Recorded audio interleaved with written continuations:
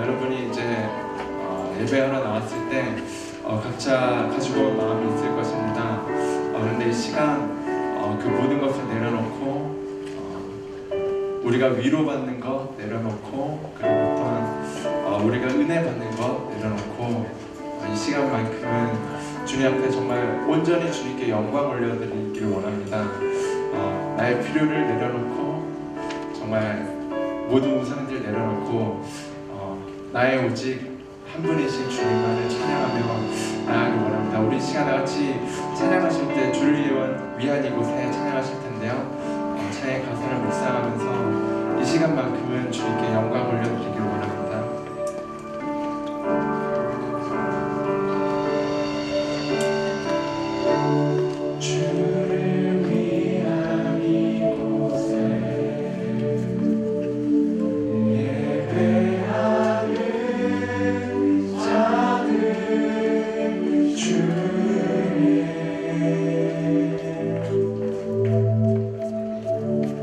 그가 찾는 이 없어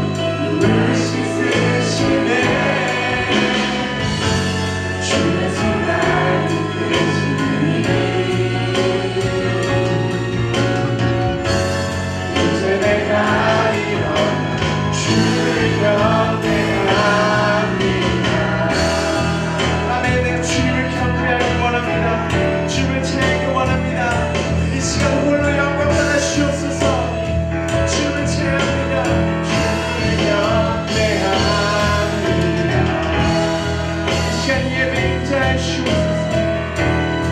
주를 예배합니다. 주를 경배합니다. 주를 경배합니다. 주나의 하나님, 주님 앞에 섭니다.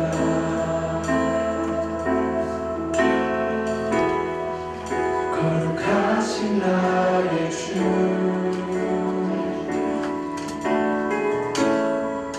주를 경배합니다.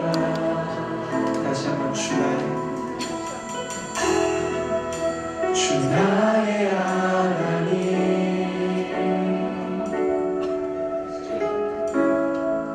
주님 앞에 섭니다.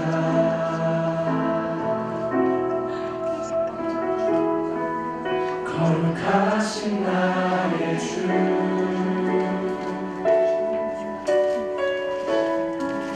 주를 경배합니다.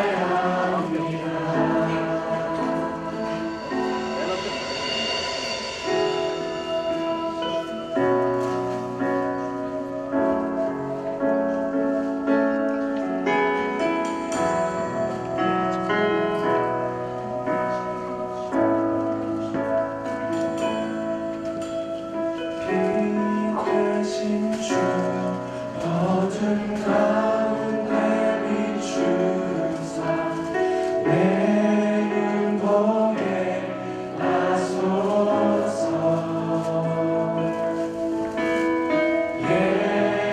예배하는 선한 마음 주시고 산소 많이 되시네.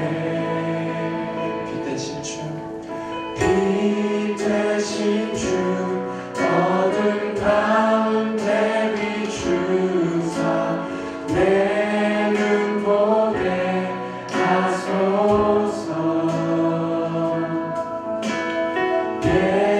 예배하는 선한 마음 주시고 산소 많이 되시네.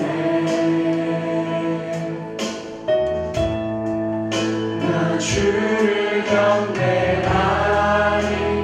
엎드려 절하며 고백해 주 나의 하나님. 오 사랑스런 주님, 존귀한 예수님, 아름답고 놀라우신 주.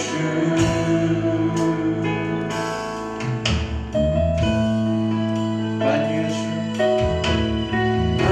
만유의 높임을 받으소서. 영광 주내 계신 주, 겸손하네 이 땅에 임하신 주, 높여 찬양하리라. 나 주를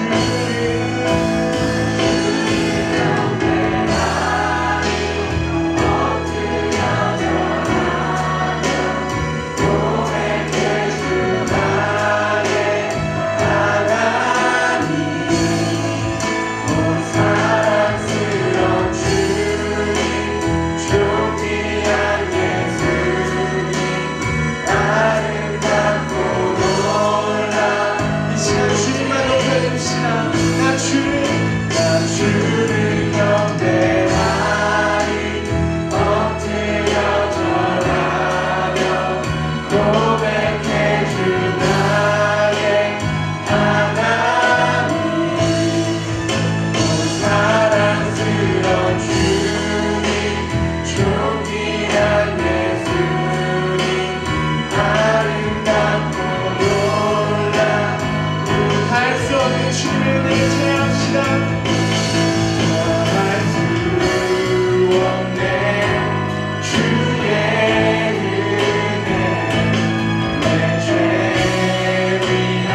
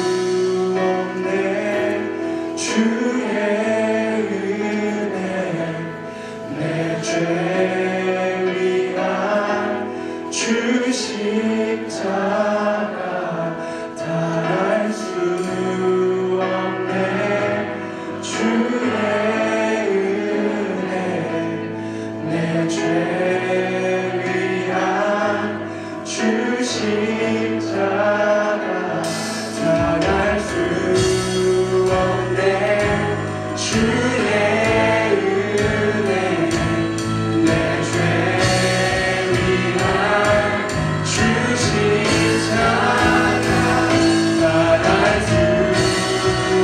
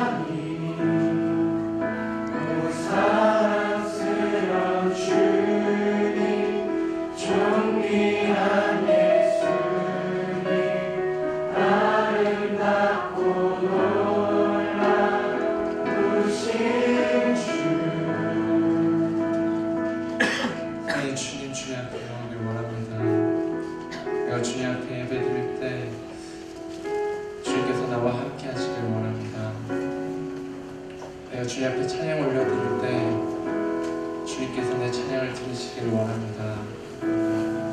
내가 또한 기도할 때 주님께 울부짖을 때 주님께서 들으시길 내가 원합니다. 사랑의 주님, 이 시간 우리를 만나 주시옵소서. 사랑의 주님, 이 시간 우리의 성령의 기름을 부어주시옵소서. 우리가 정말 영으로 예배할 수 있도록 주의 영을 부어주시옵소서. 우리 시간 함께 기도하실 때 사랑의 주님, 나의 모든 필요를 내려놓고 나의 삶을 내려놓고 내 삶은 주의 것이라고 고백하며 살아갈 수 있는 내가 되길 원합니다. 사랑의 주님, 주님께서 나와 함께 하시옵소서. 이 예배와 함께 하시고 나의 인생 가운데 함께 하시옵소서. 내가 주님을 높여드립니다. 내가 주님께 경배드립니다. 내가 주님께 경배드릴 때 주님 홀로 영광 높이 받아 주시옵소서. 사랑의 주님, 내가 또한 주님을 찬양할 때 주님을 예배할 때 주님께서 우리와 함께 하시옵소서. 나의 삶에서 예수를 나올 수 있도록 주님께서 인도하여 주옵소서. 우리 함께 기도합시다. 제가 한 절, 여러분 한 절 우리 교독하시고 마지막 4절 말씀은 함께 합독하도록 하겠습니다. 마태복음 10장 2절에서 4절까지 말씀입니다. 하나님의 말씀을 들으십시오. 12 사도들의 이름은 이렇습니다. 먼저 베드로라고도 하는 시몬과 그 동생 안드레, 세베대의 아들 야고보와 그 동생 요한, 빌립, 바돌로메, 도마, 세리마테, 알페오의 아들 야고보, 다데우, 함께 읽겠습니다. 열심당원 시몬, 그리고 예수를 배반한 가롯 사람 유다입니다. 아멘. 네, 찰스 콜슨이라는 사람이 있습니다. 여러분에게는 익숙하지 않은 사람일지 모르겠는데요. 얼마나 똑똑하고 영향력이 있었는지 1970년대 미국의 정계를 좌지우지하던 사람이 바로 이 찰스 콜슨이라는 사람이었습니다. 이 사람이 한창 잘 나가던 시절에 미국에서는 워터게이트 사건이라는 게 일어났었고요. 그 워터게이트 사건 때문에 감옥에 들어가게 됩니다. 그때 이 퀴에라고 하는 미 상원 의원이 있었는데요. 이 퀴에라는 사람이 찰스 콜슨이 가지고 있는 그 천재성이 하나님이 주신 달란트라는 것을 확신하게 됩니다. 그래서 그때부터 이 찰스 콜슨이라는 사람을 전도하고 또 열심히 섬기기를 시작하게 되죠. 이 퀴에라는 사람이 대단한 게 콜슨이라는 사람을 섬기는데 어디까지 섬기게 되냐면 이제 법조문을 찾다가 특별히 그 수감을 당하고 있는 그 죄인을 대신해서 그냥 보통 사람이 그 형량을 살아줄 수 있다라는 법조문을 발견하게 됩니다. 그래서 이 콜슨이라는 사람 대신 자기가 7개월 동안 깜빵에 들어가겠다라고 이야기할 정도로 이 콜슨이라는 사람을 퀴에라는 사람이 열심히 섬겼습니다. 그 정성이 찰스 콜슨의 마음을 움직입니다. 이 사람은 도대체 뭔데 나를 이렇게 감싸주려고 하고, 이 사람은 도대체 뭔데 나를 위해 그렇게 감옥에 들어가는 것까지 마다하지 않을까. 세상 모든 게 자기의 발 아래에 있는 것 같고 대통령조차도 자기가 주물럭 거렸던 이 사람에게 있어서 그것은 굉장한 충격이었고 굉장히 쇼킹한 일이었습니다. 그래서 결국에 나를 믿겠다라고 선포하고 다녔던 이 찰스 콜슨이라는 사람이 이 퀴에라는 상원 의원에게 의하여 전도를 당하게 되고, 그때부터 하나님께서 너무나 귀하게 사용하시는 사람으로 변하게 됩니다. 이 사람이 쓴 책이 있는데요. 본 어게인이라는 책인데, 이게 정말 미국의 전역을 굉장한 복음의 물길로 인도했던 책입니다. 본 어게인, 찰스 콜슨이라는 사람이 쓴 책인데요. 정말 이 찰스 콜슨이 또 이 책뿐만 아니라 교도소 선교회라는 것을 만들게 됩니다. 지금도 이 교도소 선교회는 명맥이 이어져 오고 있는데요. 교도소에 있는 죄인들을 전도하고 또 죄수들에게 하나님의 복음을 전하는 그런 놀라운 역할을 감당하다 보니까 결국에 이 사람이 그 종교계의 노벨상이라고 불리우는 템플턴 상까지 수상을 하게 됩니다. 또 한 사람을 소개하고 싶은데요. 19세기의 위대한 전도자라고 불리우던 사람이 있습니다. 누구냐면 D.L. 무디라는 사람입니다. 무디. 이제 여러분들은 사실 조금 익숙하지 않은 이름일지 모르겠지만 믿음의 선배 세대에서는 이 무디라는 사람을 모르는 사람들이 거의 없을 정도로 굉장한 복음의 전도자였습니다. 이 사람이 살면서 전도한 사람이 총 10만 명이 넘는다라고 하니까요. 정말 그 영향력이 어떠했는지 많은 사람들에게 알려진 사람이었어요. 일찍이 아버지를 여의고 가정 형편이 너무 어려워졌던 이 무디라는 사람이 구두 수송공을 시작하게 됩니다. 구두를 이렇게 고치는 일을 시작하게 되는데요. 초등학교 5학년을 다니고 있었는데 집이 너무 어려워서 학업을 더 이상 진행할 수가 없었어요. 그래서 구두 수선공을 시작하게 됐는데 그 사장님이 굉장히 신앙이 좋았던 사장님이었던 것 같습니다. 무디에게 한 가지 조건을 내걸어요. 네가 여기서 일하는 거 좋다. 대신에 지금부터 교회를 나가라 라고 이야기를 합니다. 이제 무디는 먹고 살아야 하니까요. 가진 재주가 많지 않았기 때문에 네, 제가 그렇게 하겠습니다 라고 이야기를 하고 일을 시작을 하죠. 그런데 여러분, 억지로 끌려가는 교회가 어떤 건지 여러분 잘 아시잖아요. 오늘 입교 받은 두 자매도 있는데 부모님의 영향으로 교회를 나간다는 게 그렇게 쉽지가 않습니다. 교회를 나가면 매일 졸기일수고요. 정말 교회 헌금하라고 주면 매일 다른 걸로 사 먹고 뭐 게임방이 아니죠. 저 때는 이제 오락실을 가던 게 이제 제 인생이었어요. 이제 그렇게 무디도 저와 똑같은 사람이었던 것 같습니다. 교회 가면 매일 아이들과 놀기 바빴고 졸기 바빴고 사장이 헌금으로 주는 것을 제대로 내지 않고 어떻게 자기가 먹고 싶은 것을 사 먹는 그런 인생이 있었는데요. 그렇게 살아가던 무디의 인생에 터닝 포인트가 찾아옵니다. 주일학교에서 무디를 담임하고 있던 에드워드 킴벌 선생님이라는 사람이 무디가 구두방에서 일하고 있다는 사실을 알고 무디를 찾아오게 됩니다. 하루 이틀 계속해서 무디를 찾아오다가 하루는 이 선생님이 그 무디에게 정말 간절하게 복음을 전하기 시작합니다. 그런데 그 복음을 전했던 포인트가 무엇이냐면 이제 만남이 끝나고 돌아가는 무디의 손에 종이 쪽지를 하나 쥐어줍니다. 그 종이 쪽지에서는 뭐라고 써 있었냐면 요한복음 1장 12절 말씀이 담겨져 있었는데요. 영접하는 자 곧 그 이름을 믿는 자들에게는 하나님의 자녀가 되는 권세를 주셨으니, 이 쪽지를 주게 됩니다. 이 짧은 성경 구절과 함께 무디라는 사람이 뒤집어지게 됩니다. 어떻게 뒤집어지냐면 정말 강렬하게 뒤집어집니다. 성령의 만지심으로 인해 정말 많은 사람들을 주 앞으로 돌아오게 하는 하나님의 귀한 일꾼으로 사용이 되게 됩니다. 앞에서 말한 퀴에라는 상원 의원과 에드워드 킴벌이라는 사람을 우리가 잠시 생각해 보기를 원합니다. 이 두 사람의 공통점이 하나 있는데요. 뭐냐면 본인이 하나님 앞에서, 아니 정확히 말하면 사람들 앞에서 어떠한 큰 영향력을 미쳤던 사람이 아니라는 겁니다.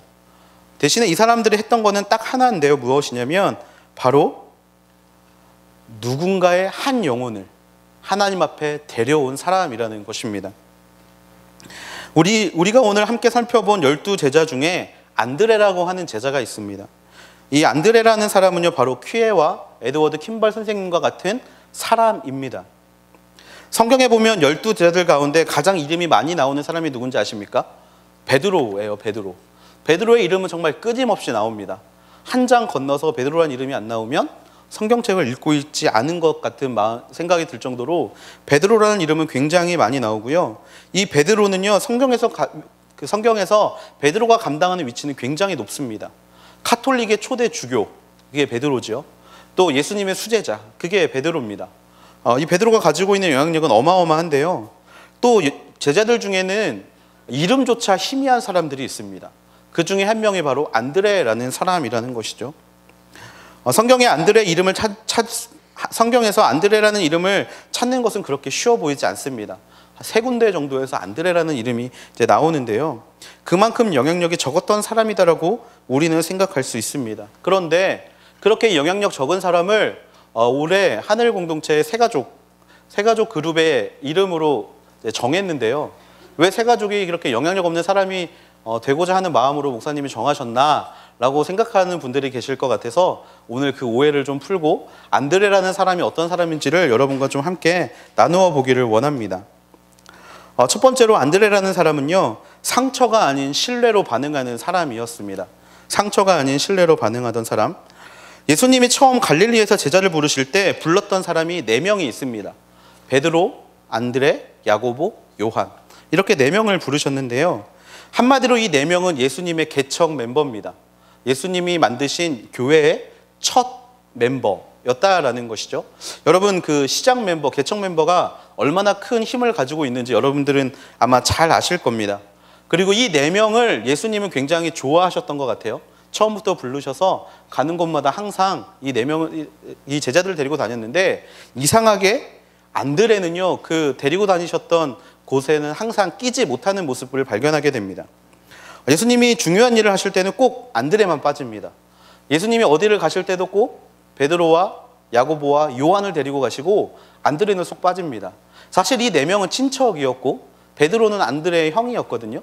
그런데 그 형제 그 의가 깨질 정도로 이상하게 안드레는 예수님이 데리고 다니지 않는 모습들을 보이게 됩니다. 제자들이 느끼기에 처음 예수님이 진짜 하나님의 아들이구나 라고 느꼈던 사건이 변화산에서의 사건이었습니다. 변화산에서 예수님이 엘리야와 모세와 이야기하던 장면을 여러분은 기억하고 계실 텐데요. 선지자를 대표하는 엘리야 그리고 율법을 대표하는 모세와 이야기를 나누실 때 데리고 갔던 제자는 베드로와 야고보와 요한이었습니다. 또 십자가에 달리시기 직전에 예수님이 너무나 힘이 드셨어요. 마음이 너무나 어려우셨습니다. 그래서 겟세마네 동산으로 기도를 하러 가셨죠. 그 기도를 하러 가실 때 데려갔던 제자들도 마찬가지로 베드로와 야고보와 요한이었습니다. 보통 사람이라면 이 대목에서 굉장한 상처를 받습니다. 도대체 나는 왜 빠지는 걸까? 도대체 나는 왜 부르지 않는 걸까? 도대체 나도 개척 멤버고 나도 같은 가족인데 왜 나는 부르지 않을까? 보통 사람이라면 이 대목 가운데 굉장한 마음의 상처가 됐을지도 모릅니다. 그런데 성경을 어디를 봐도요, 그로 인해 안드레의 마음이 어지러웠다라는 본문은 나오지 않습니다. 안드레가 실족했다라는 말이 나오지 않아요. 사실 그 정도의 어떤 서운함과 상처가 있었다면 예수님을 팔았던 제자는 가룟 유다가 돼서는 안 되고 안드레가 되었어야 합니다. 사실 가룟 유다가 예수님을 팔았던 데는 명확한 이유가 없습니다. 누가복음에서는 뭐라고 이야기를 하고 있냐면 사단이 그의 마음에 들어가서 예수님을 팔게 되었다라고만 이야기하지, 가룟 유다가 예수님께 서운한 마음이 있었거나 무언가 예수님 때문에 상처받은 마음이 있었던 사람은 아니었어요. 사실 예수님을 팔 만한 가장 좋은 이유를 가지고 있던 사람이 바로 안드레였다라는 겁니다. 그런데요, 이 안드레는 어떤 리액션도 또 어떤 상처도 하나님 앞에 이야기하지 않습니다. 또 예수님께 한 번도 서운하다라는 이야기를 하지 않습니다. 왜냐하면 안드레는 예수님을 신뢰하는 자이기 때문에 그렇습니다.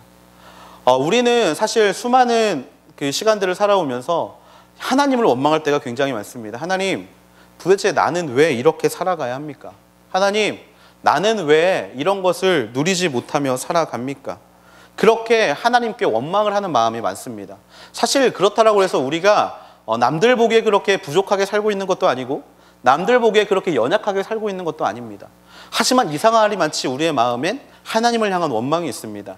세상을 향해 원망을 이야기하는 것 같아도 자세히 보면 그 원망은 하나님을 향한 원망일 때가 많이 있죠.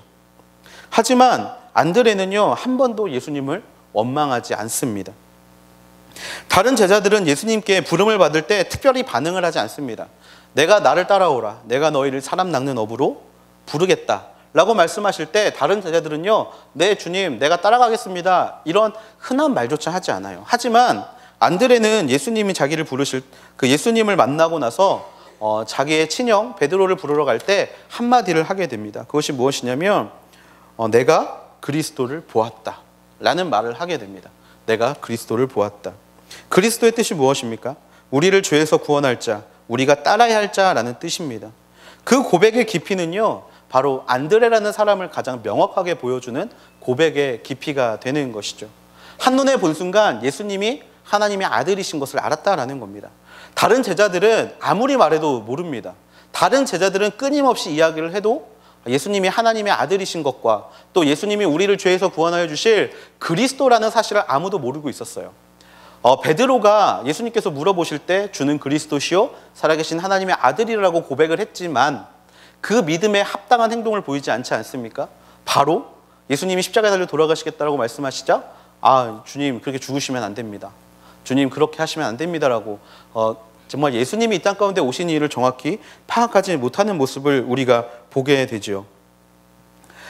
그러다 보니까 다른 사람들이 상처를 이야기할 때 안드레는요, 예수님을 끝까지 신뢰하던 사람이 되었다라는 겁니다.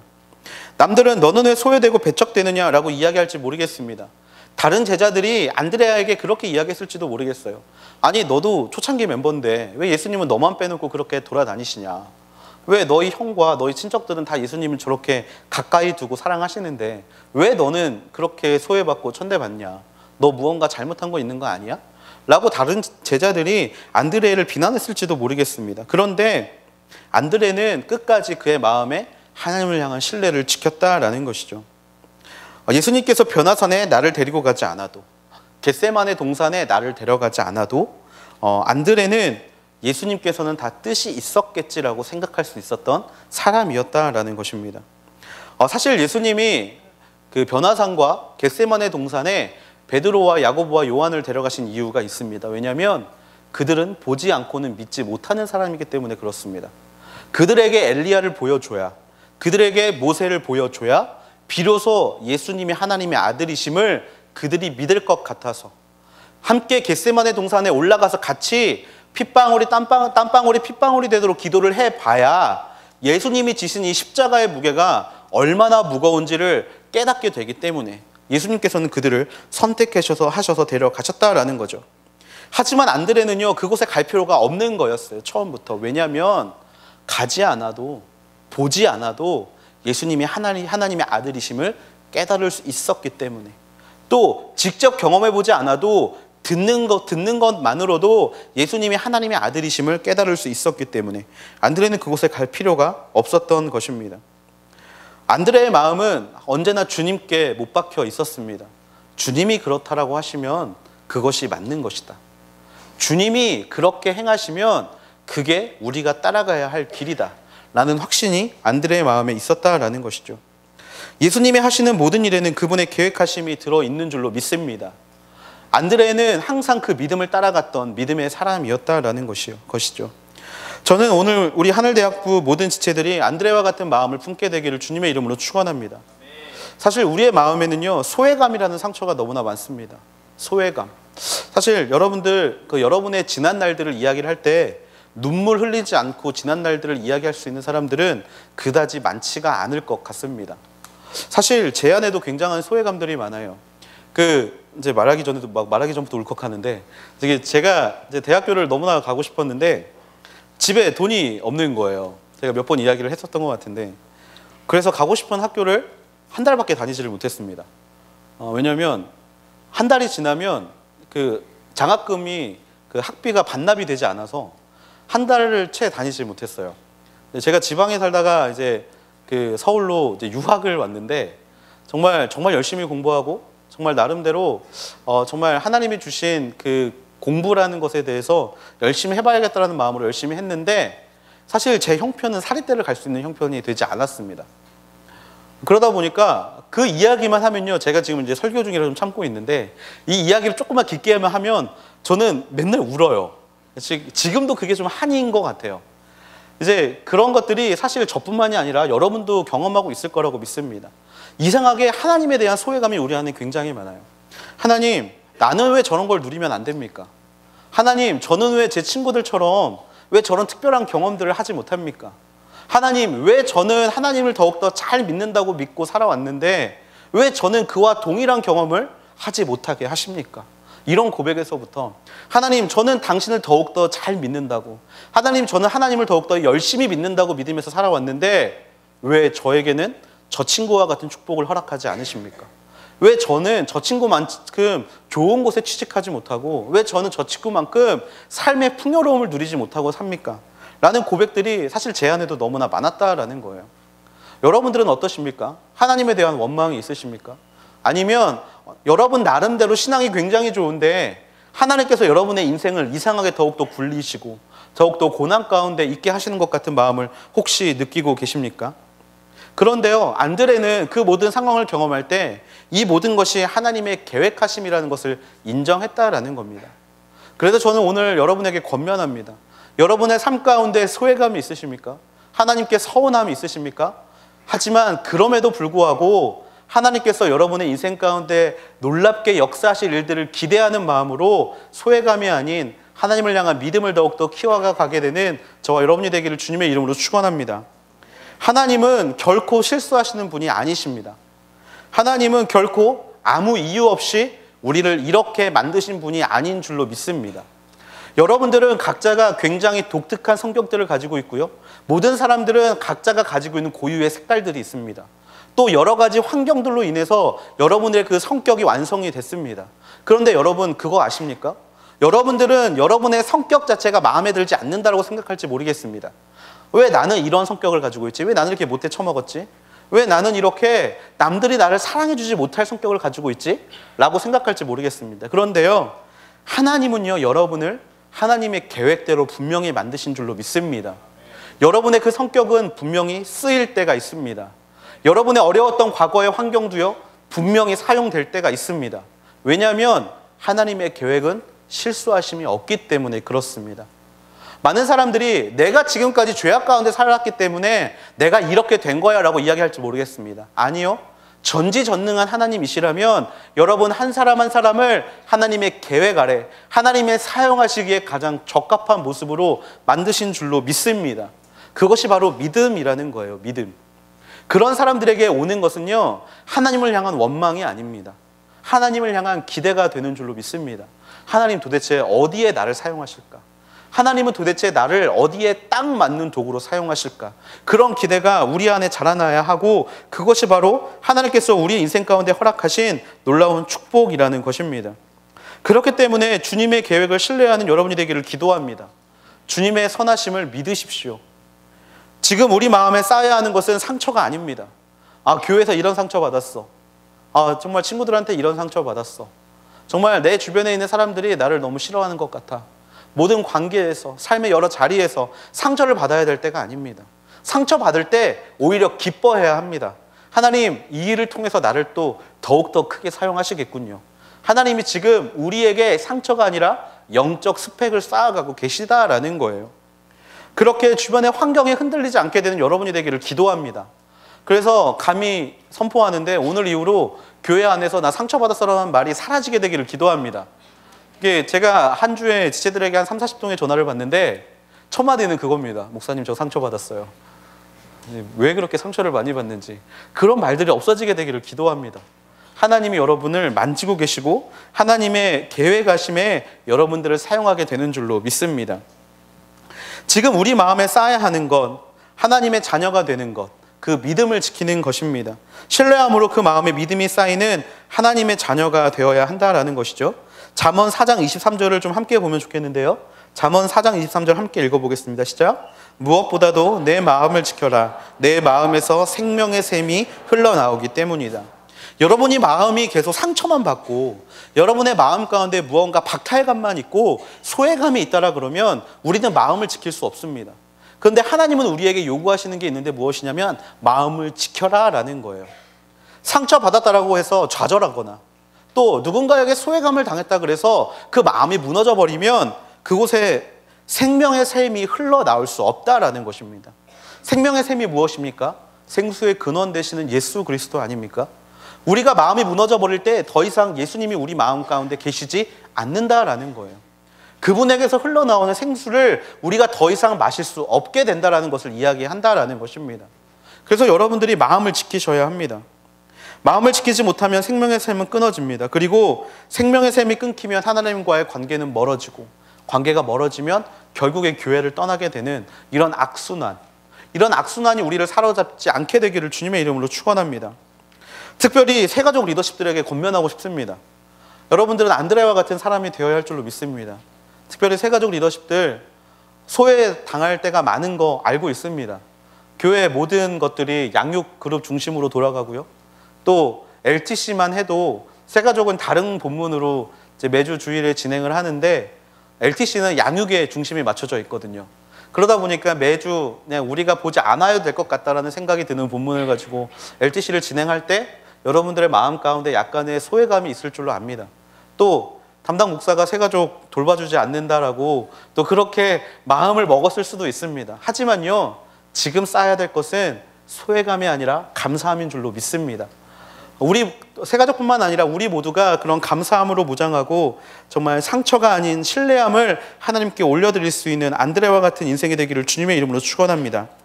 두 번째로 안드레는요, 한 영혼을 주님 앞에 이끌 수 있는 자였습니다. 안드레라는 이름이 성경에 등장할 때는 꼭 사람을 예수님께로 인도하는 역할을 감당할 때 안드레라는 이름이 등장합니다. 제일 먼저 안드레가 예수님께로 인도했던 사람이 있는데 누구였냐면 자기 친형인 베드로였습니다. 이제 처음 예수님을 만났을 때는요, 예수님이 세례를 받으신 다음 날이었습니다. 그가 예수님을 만났을 때 적극적으로 행했던 것이 두 가지 있는데 첫 번째는 예수님을 따르기로 결단한 것, 그리고 두 번째는 자기의 친형 베드로를 예수님께로 데리고 온 것이죠. 요한복음 1장 40절에서 41절 말씀 같이 한번 보면 좋겠습니다. 같이 읽어볼게요. 시작. 요한의 말을 듣고 예수를 따라간 두 사람 중 한 사람은 시몬 베드로의 동생 안드레였습니다. 안드레는 가장 먼저 자기 형 시몬을 찾아가 말했습니다.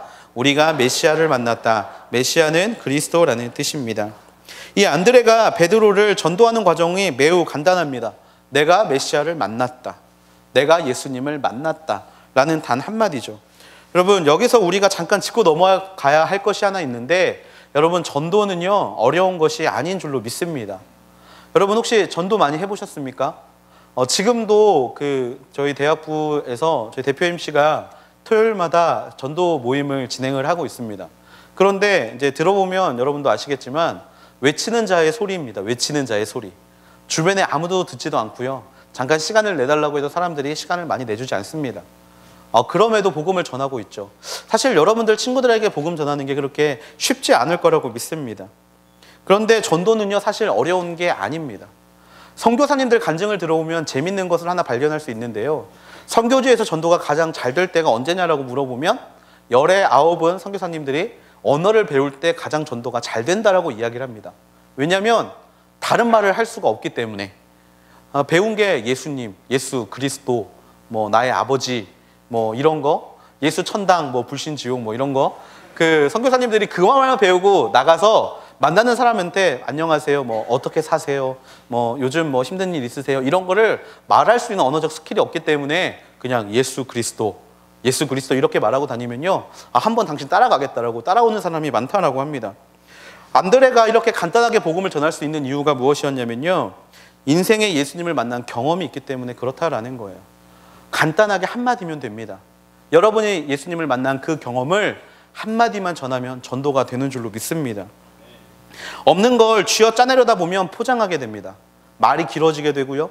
또 여러분이 체험하지 못한 것을 막 이야기하려다 보니까 말이 꼬이게 되고 그 사람들에게 감동이 전해지지 않는다라는 거예요. 그래서 여러분이 전도를 어렵게 생각하지 않게 되기를 바랍니다. 여러분이 체험한 하나님, 여러분이 만났던 하나님, 그 만났던 하나님을 그냥 전하시기만 하면 됩니다. 야, 하나님 진짜, 야, 말해 뭐해, 따라와. 이 한마디면요 전도가 될 줄로 믿습니다. 오늘 친구들에게 그렇게 한번 문자 한번 보내주십시오. 야, 따라와, 와봐. 한마디면 전도가 될 줄로 믿습니다. 설교 시작할 때 이야기했던 퀴에와 에드워드 킴버리라는 사람이 어떻게 무디와 콜슨을 하나님께로 데려올 수 있었습니까? 그들 안에는 복음에 대한 확신이 있었다라는 거죠.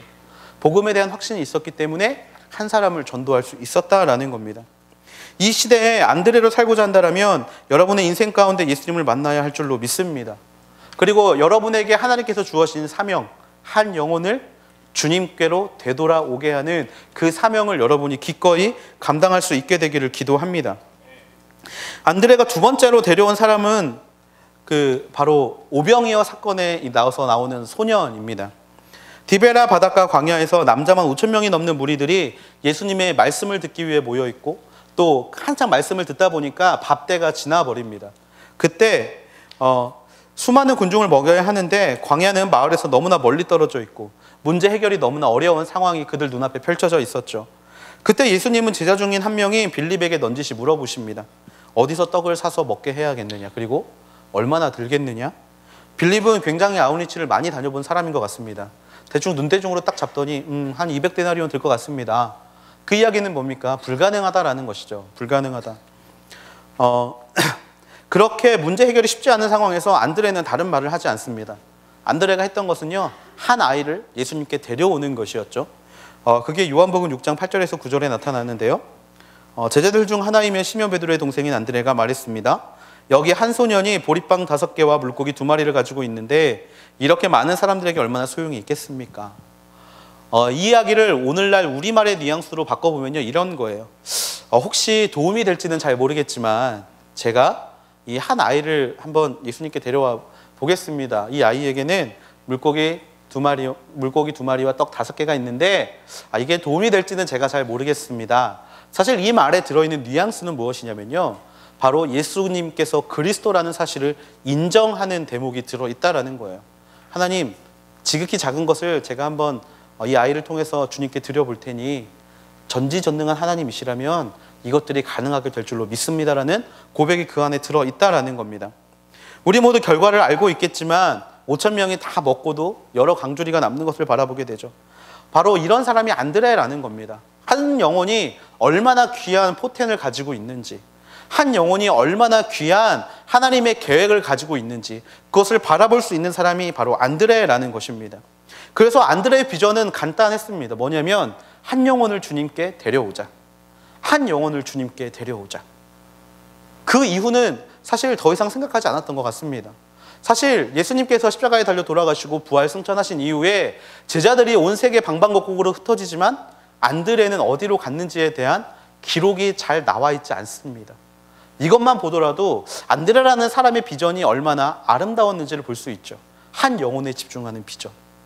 어떠한, 사실 우리는 매번 비전을 그렇게 꿈꾸고 있지 않습니까?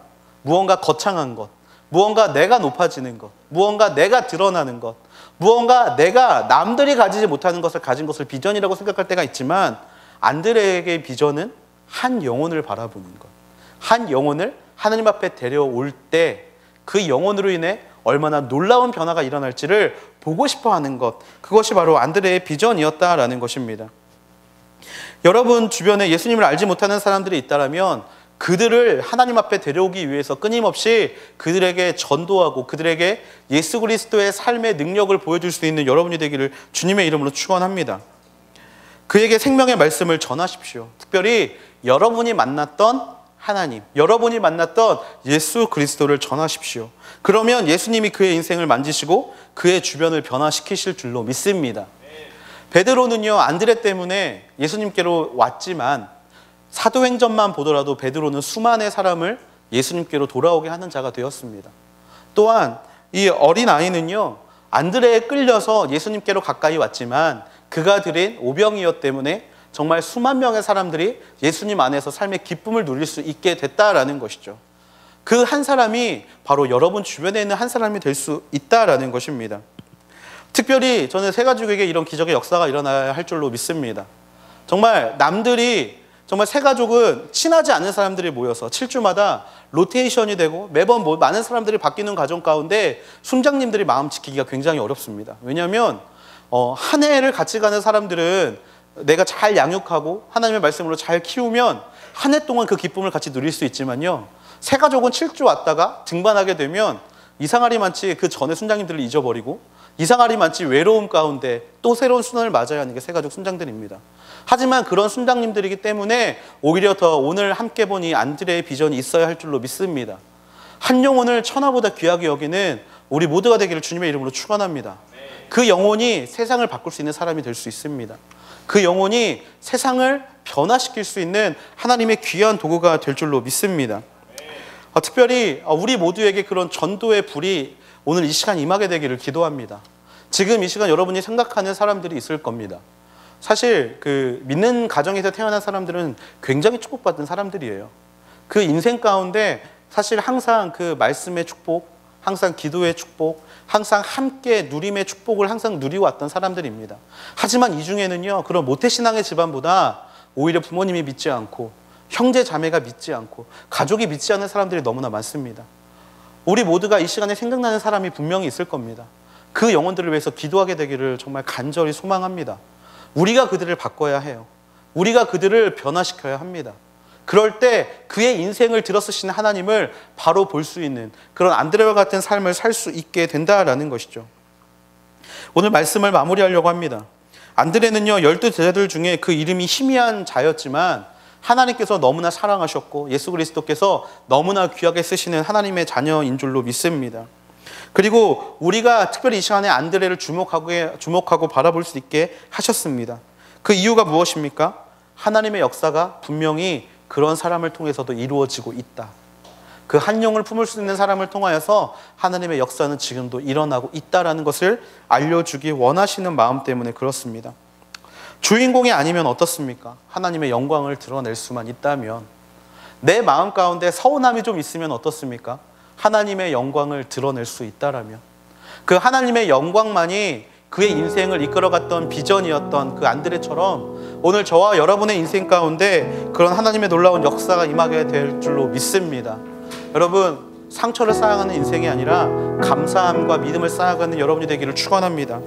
또 여러분 주변에 있는 믿지 않는 한 사람을 전도함으로 인하여 하나님께서 이끄심과 그를 들어 쓰시는 하나님의 영광을 바라볼 수 있는 여러분이 되기를 주님의 이름으로 축원합니다. 상처가 아닌 신뢰함으로, 또 나태함이 아닌 하나님 앞에 한 영혼을 데리고 오는 신실함으로 주 앞에 달려갈 때 하나님께서 정말 우리가 살고 있는 이 땅을 하나님의 나라로 변화시켜 가실 줄로 믿습니다. 그렇게 살게 되는 저 여러분이 되기를 축원합니다.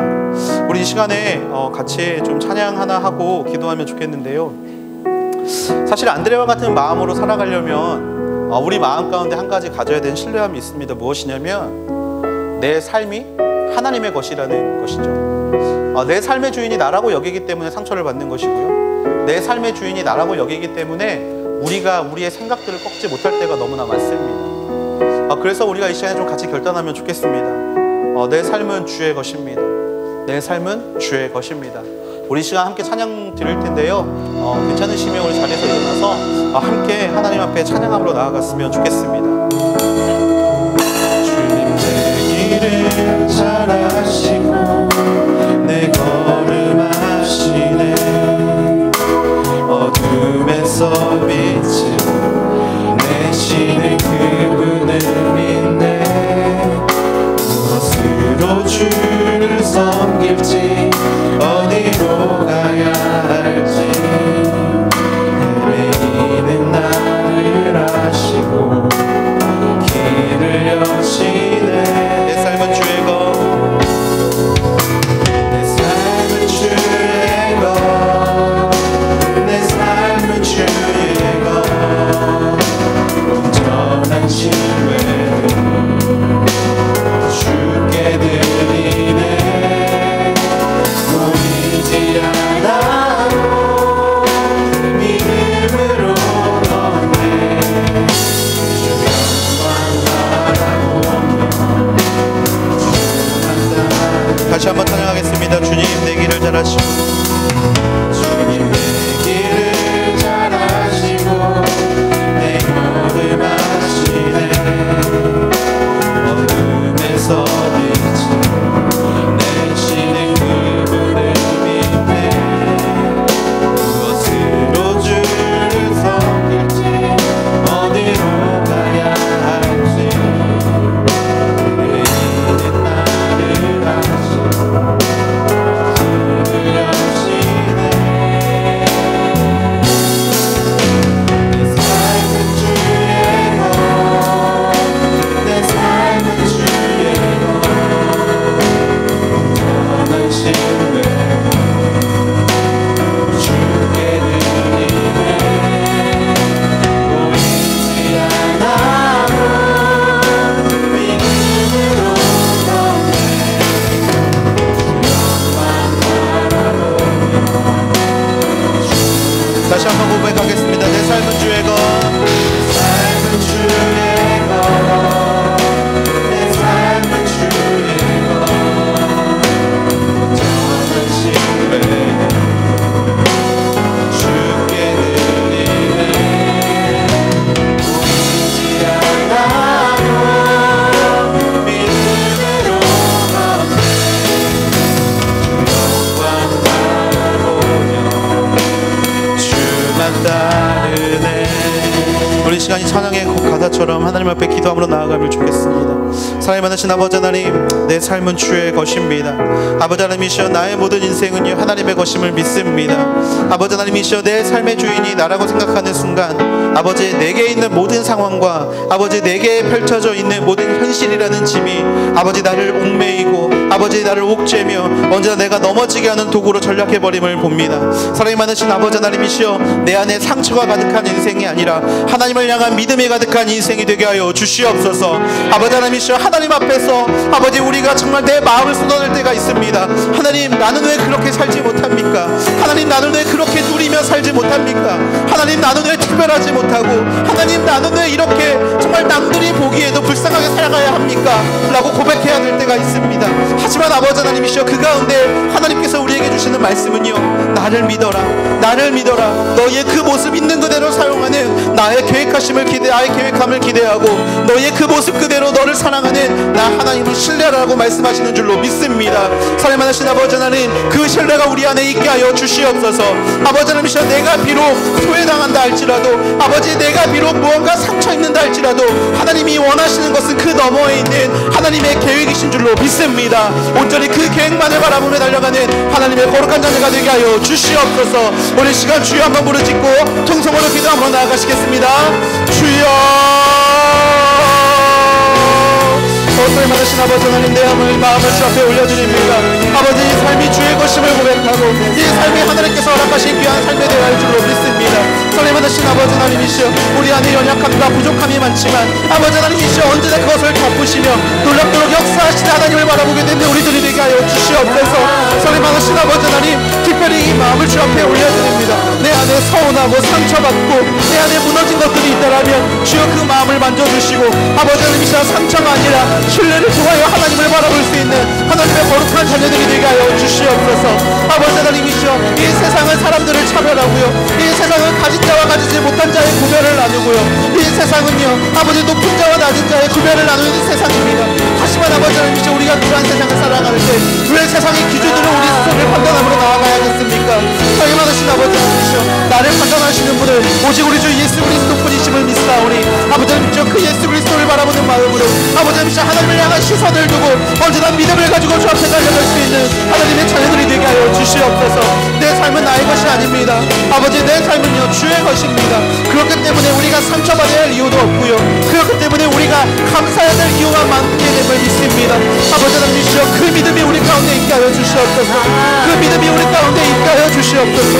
그 간절히 원하는 마음이, 하나님을 향해 드리는 그 마음이 아버지 오늘 우리 가운데 넘치게 하여 주시고 오늘 우리 가운데 하나님의 임재하심과 역사하심을 바로 보여줄 수 있는 귀한 시간들이 되게 하여 주시옵소서.